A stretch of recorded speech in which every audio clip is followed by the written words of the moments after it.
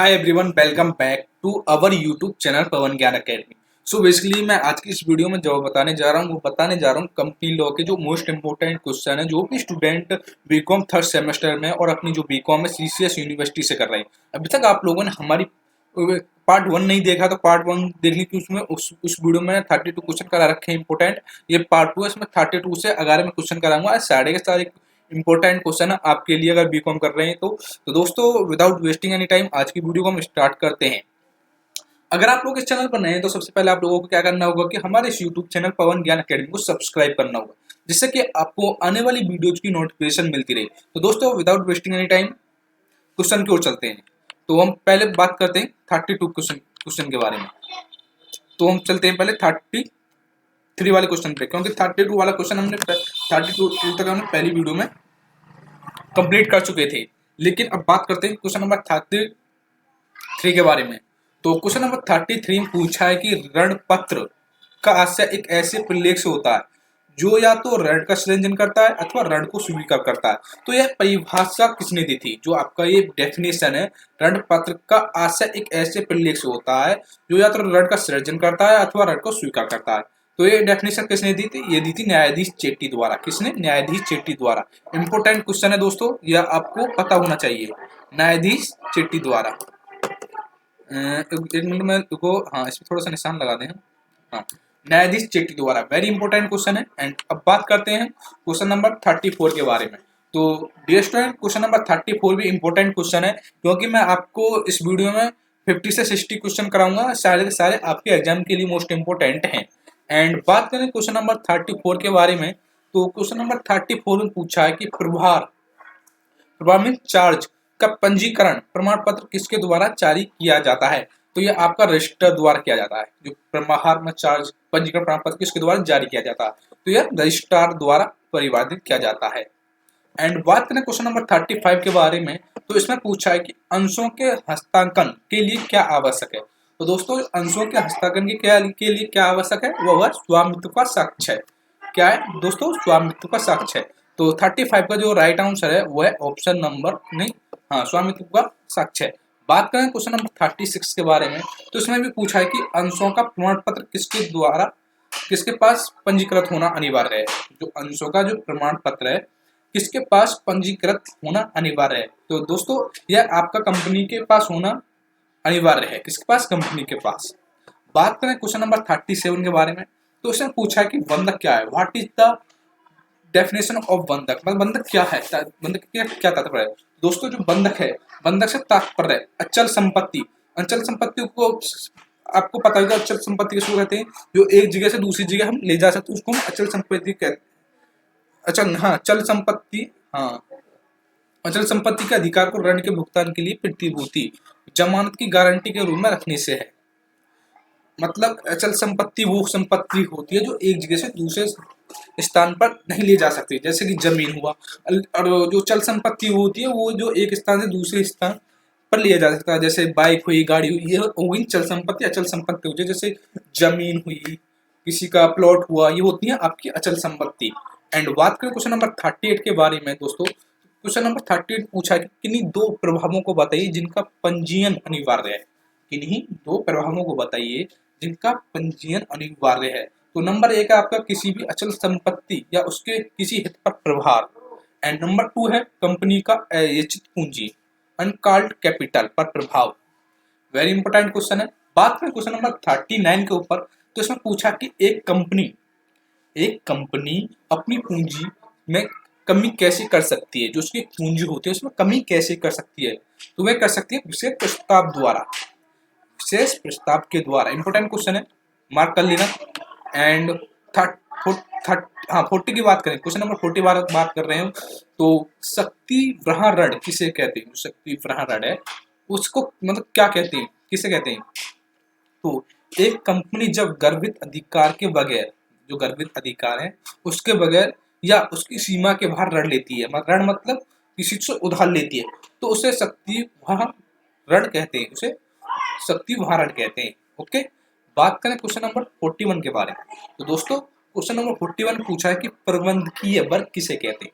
जो प्रबंधकीय वर्ग है उसे किसे कहते हैं? प्रबंधकीय वर्ग को तो कंपनी के प्रबंध एवं प्रशासन का भार, कंपनी के प्रबंध एवं प्रशासन के भार जिन व्यक्तियों या अधिकारियों को सौंपा जाता है उन्हें सामूहिक रूप से प्रबंधकीय टीम या प्रबंधकीय वर्ग कहते हैं। मतलब जो कंपनी का जो मतलब एक प्रकार से जो भार होता है, मतलब जिन्हें व्यक्तियां अधिकारियों के पास हो जाता है उन्हें ही सामूहिक रूप से प्रबंधकीय टीम या प्रबंधकीय वर्ग कहते हैं। Okay, final question number 41। बात करें क्वेश्चन नंबर 42 के बारे में, तो इसमें पूछा है कि संचालक मंडल से आप क्या समझते हैं। क्या पूछा है? संचालक मंडल से आप क्या समझते हैं। तो अब इस क्वेश्चन के आंसर को चलते हैं, संचालक मंडल से आप क्या समझते हैं। तो भारतीय कंपनी अधिनियम के धारा 252 के 3 के अनुसार, कौन सी? 252 के 3 के अनुसार कंपनी के संचालकों को संयुक्त रूप से संचालक मंडल या मंडल कहते हैं। क्या कहते हैं? संचालक मंडल या मंडल कहते हैं। हाँ, अब बात कर रहे हैं क्वेश्चन नंबर 43 के बारे में। तो इसमें पूछा है कि अंशकालिक संचालक किसे कहते हैं। क्या? अंशकालिक संचालक किसे कहते हैं। तो दोस्तों जो अंशकालिक संचालक कहते हैं उस व्यक्ति को कहते हैं अंशकालिक संचालक से आशय ऐसे संचालक से है जो संचालक का पद आंशिक समय के लिए ही ग्रहण करते हैं, आंशिक समय के लिए ग्रहण करते हैं उसे अंशकालिक संचालक कहते हैं। एंड बात करें क्वेश्चन नंबर 44 के बारे में, तो इसमें पूछा है कि एक कंपनी प्रबंध निदेशक, एक कंपनी प्रबंध निदेशक पूर्णकालिक निदेशक अथवा प्रबंध की नियुक्ति अधिकतम कितने वर्षों तक के लिए कर सकती है। तो यह केवल 5 वर्षों के लिए कर सकती है। बात करें क्वेश्चन नंबर 45 के बारे में, तो दोस्तों क्वेश्चन नंबर 45 में पूछा है कि प्रबंध निदेशक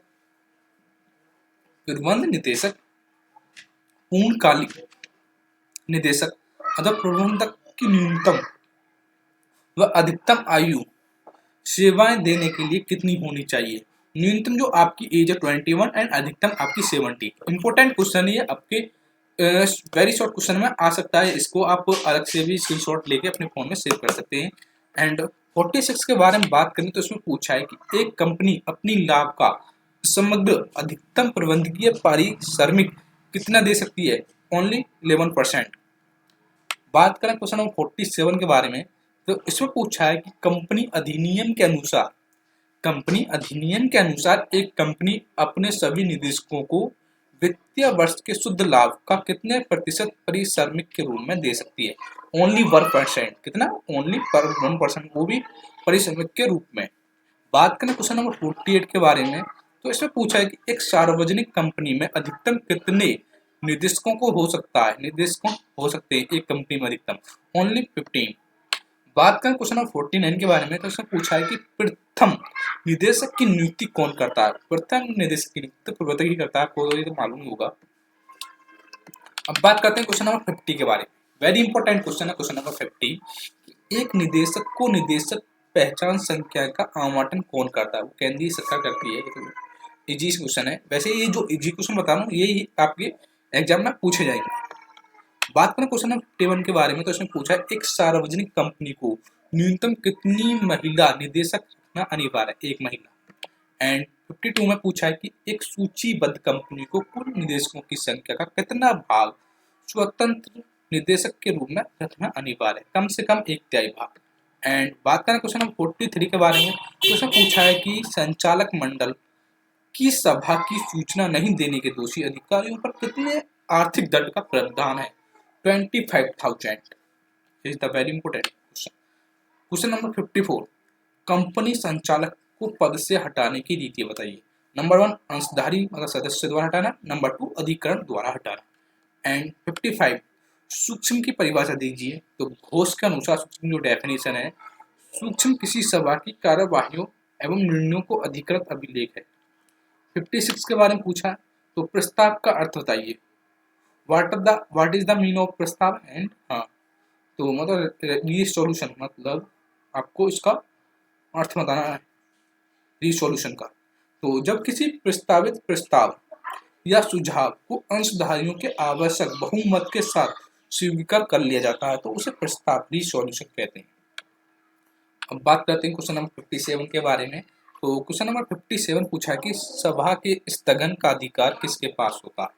जो सभा के स्थगन का अधिकार किसके पास होता है। तो डियर स्टूडेंट, जो सभा का स्थगन का जो अधिकार जो राइट होता है वो सभापति के पास होता है। बात करें क्वेश्चन नंबर 58 के बारे में, तो इसमें पूछा है पृथ्वी पुरुष कौन कर सकता है। तो प्रतिपुरुष कंपनी का कोई भी सदस्य कर सकता है, कोई भी सदस्य। एंड 59 असामान्य साधारण सभा किसे कहते हैं? तो डियर स्टूडेंट, असामान्य साधारण सभा जो कहते हैं वो वार्षिक साधारण सभा के अतिरिक्त सभी साधारण सभाएं असामान्य साधारण सभाएं कहलाती है। हम बात करते हैं क्वेश्चन नंबर 60 के बारे में। क्वेश्चन पूछा है कि संचालक मंडल की प्रथम सभा कंपनी का सम्मेलन की स्थिति को कितने दिन के अंदर बुलानी अनिवार्य होती है? Only 30 days. बात करें 61 के बारे में तो उसमें पूछा है अन्यान और कुप्रबंध की दशा में प्राधिकरण को कौन आवेदन कर सकता है? अंश पूंजी वाली कंपनी में से कम 100 सदस्य अथवा उनका 1/10 भाग इनसे भी कम हो। बात करें क्वेश्चन नंबर 62 के बारे में तो उसमें पूछा है कि बहुमत वाले सदस्यों द्वारा लिया गया निर्णय किन सदस्यों का मानना अनिवार्य है? वो है अल्पमत वाले सदस्यों। 63 कंपनी के कारोबार को ठीक रूप से चलाने के लिए बहुमत और अल्पमत अंशधारियों को समुचित सामंजस्य का होना अत्यंत आवश्यक है। यह परिभाषा मतलब डेफिनेशन किसने दी है? वो है पामर ने दी है। बात करें 64 के बारे में तो उसमें पूछा है कि अन्याय एवं कुप्रबंध को रोकने के लिए अधिकारियों दी शक्तियों बताइए। नंबर 1 कंपनी के अंशों के हस्तांतरण एवं आवंटन पर प्रतिबंध लगाना। नंबर 2 है आपका भविष्य के लिए कंपनी के कारोबार का नियम करना। अब बात करते हैं क्वेश्चन नंबर 65 के बारे में तो उसमें पूछा है कि बहुमत के नियम या सिद्धांत का प्रतिपादन किस कारण हुआ था? तो फ्रांस बनाम हर्ट्जबर्ग वाद के कारण। एंड 66 एंड 67 इंपोर्टेंट क्वेश्चन है। हाँ, तो क्वेश्चन नंबर 66 में पूछा है कि कुप्रबंध से आप क्या समझते हैं? वर्ड अच्छा, कुप्रबंध से आशा कंपनी के संचालकों व प्रबंधकों द्वारा उदासीन रवैया, लापरवाही, पूर्ण व स्वार्थपूर्ण कार्यशैली से लगातार होने वाली हानि व अंशधारियों के हितों को गंभीर नुकसान से है। क्वेश्चन नंबर 67 की बात करें तो उसमें पूछा है कि कंपनी के समापन अथवा समाप्ति के आशय उस प्रतिक्रिया से है जो एक कंपनी के जीवन का अंत करती है। यह परिभाषा किसने दी है? तो यह परिभाषा दी है, डेफिनेशन दी है एमसी कुच्छन ने। हाँ, बात करते हैं 68 के बारे में तो उसमें पूछा है कि कंपनी अधिनियम 2013 के अनुसार कंपनी के समापन को कितनी विधियां हैं? तो इनकी 2 विधियां। नंबर 1 अधिकरण द्वारा समापन, नंबर 2 ऐच्छिक समापन। बात करें क्वेश्चन नंबर 69 के बारे में तो इसमें पूछा है कि ऐच्छिक समापन 69 कंपनी निस्तारक की नियुक्ति कौन करता है? वो अधिकरण करता है, ट्रिब्यूनल। एंड 70 में पूछा है कि ऐच्छिक समापन की दशा में समापक को कौन हटा सकता है? कंपनी सदस्यों द्वारा। 71 की बात करें तो उसमें पूछा है कि ऋणदाताओं द्वारा ऐच्छिक समापन की दशा में समापन का नियंत्रण किसके हाथ में होता है? वो तो ऋणदाताओं के हाथ में। 72 की बात करें तो उसमें पूछा है कि ऋणदाताओं के हाथ में सरकारी 72 में बात कर रहे हैं कौन सा क्वेश्चन नंबर 72 के बारे में। तो उसमें पूछा है कि सरकारी समापन कंपनी के विघटन संबंधी रिपोर्ट किसको देता है? तो वो देता है केंद्र सरकार और अधिकरण दोनों को। बात करते हैं हम नेक्स्ट क्वेश्चन के बाद 73 के बारे में। तो उसमें पूछा है कि एक कंपनी के समापन संबंधी स्थितियां विवरण की सरकारी प्रमाणपत्र द्वारा कितने दिन में देना होता है? वो होता है only 30 days, 1 month. And question number 74 में पूछा प्रवर्तकों और निदेशकों के सार्वजनिक परीक्षण का आदेश कौन दे सकता है? ट्रिब्यूनल मतलब अधिकरण। बात करते हैं क्वेश्चन नंबर 75 के बारे में। तो इसमें पूछा है कि अंशदाता कंपनी का कौन होता है? तो दोस्तों जो अंशदाता कंपनी का होता है वो होता है चुकता अंश पूंजीधारक। 76 में पूछा है कि कंपनी समापन द्वारा प्राप्त धनराशि को कहाँ रखा जाता है? वो अनुसूचित में रखा जाता है। And 77 is the last question of this most important question. So इसमें पूछा है कंपनी समापक द्वारा रोकी गई धनराशि पर कितने प्रतिशत ब्याज देना पड़ता है? ओनली 12% तक। आई होप आप लोगों को वीडियो अच्छे लगे, वीडियो को लाइक कमेंट और शेयर करना भूलें। एंड हाँ, आपको इसकी जो PDF चाहिए तो ये हमारे व्हाट्सएप नंबर पर मिल जाएगी। ये हमारे व्हाट्सएप नंबर है 6398304022 9818401539। इस तरह हमारे व्हाट्सएप नंबर है। आपको पूरे मॉडल्स की भी बीकॉम के आपके जो मॉडल्स हैं उनकी भी PDF मिल जाएगी। आपको इस पर करना है। एंड जो हमारा यूट्यूब चैनल है पवन ज्ञान अकेडमी, इसको आपको क्या करना है? इसको आपको सब्सक्राइब करना है। एंड जो हमारा जो लाइक वाले बटन है उसको भी दबाना है। एंड कमेंट में आपको बताना है कि हम नेक्स्ट वीडियो किस सब्जेक्ट के बारे में बनाएं या किस टॉपिक के ऊपर बनाएं। दोस्तों thanks for watching this video and channel को सब्सक्राइब जरूर करें।